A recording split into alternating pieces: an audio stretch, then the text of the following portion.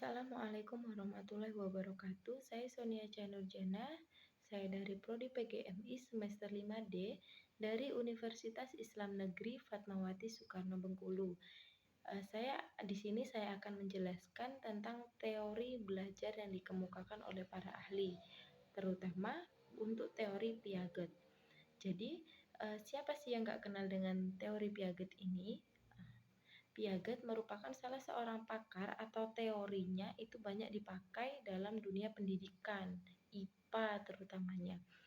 Jadi, menurut Piaget itu ia menyatakan bahwa perkembangan kognitif itu terjadi secara dibagi menjadi beberapa tahap. Yang pertama yaitu ada tahap sensori motorik. Yang pada tahap ini, anak itu mulai dapat membedakan dirinya dengan objek lain. Anak juga mulai belajar bahwa dia dapat melakukan sesuatu yang mengakibatkan terjadinya sesuatu. Misalnya, apabila bola dilepaskan, maka ia akan menggelinding. Dan apabila balon dilepaskan yang telah berisi gas, maka ia akan terbang. Jadi, tahap sensori motorik ini berlangsung pada umur 0 sampai 2 tahun. Yang selanjutnya ada tahap praoperasional. Ini terjadi pada umur 2 sampai 7 tahun. Jadi, pada tahapan ini otak melakukan suatu proses operasi. Contohnya ketika kita menghitung angka 1 dikali 3. Kita itu maka otak akan bekerja. Berapa sih jawabannya? Seperti itu.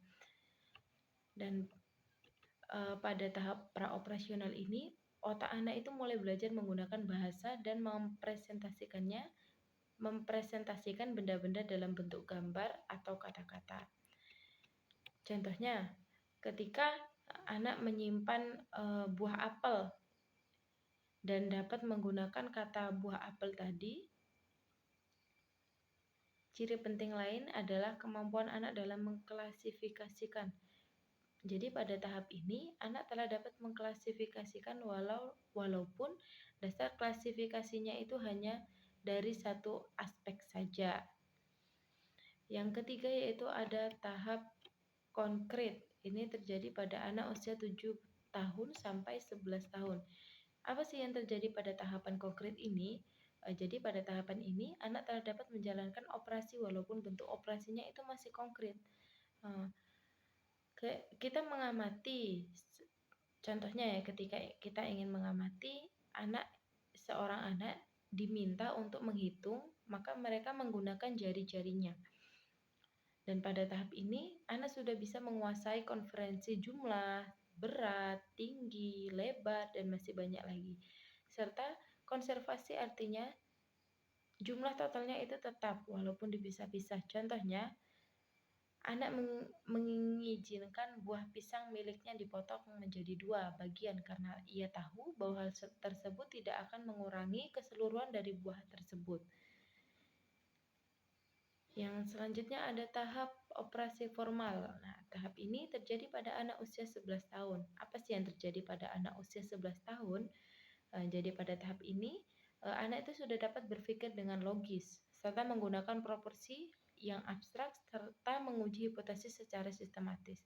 Jadi, tahap ini anak itu sudah dapat melakukan penalaran secara deduktif dan mempertimbangkan suatu masalah sudut pandang, moral, dan estetika. Namun, tahapan ini tidak merata anak itu bisa melampaui.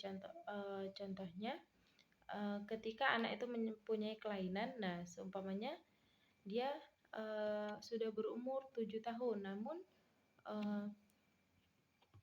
atau berumur 11 tahun tapi pemikirannya masih pada tahap praoperasional yang seharusnya sudah melalui tahap operasional konkret.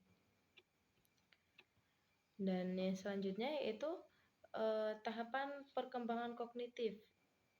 Nah, si Piaget ini memperkenalkan proses kognitif.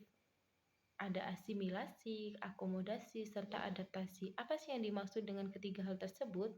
Nah, yang pertama yaitu ada asimilasi, yang artinya menggabungkan pengetahuan baru ke dalam skema berpikir yang telah ada. Sedangkan akomodasi merupakan mengubah skema yang telah ada karena informasi yang baru membuat skema yang lama tidak sesuai lagi sehingga skema tersebut harus diubah. Nah, selanjutnya apa sih yang terakhir yaitu secara kognitif proses asimilasi lebih ringan dibandingkan akomodasi sebab tidak terjadi perubahan yang besar. Nah, yang selanjutnya apa sih adaptasi? Jadi adaptasi itu merupakan keseluruhan dari proses asimilasi dan proses akomodasi.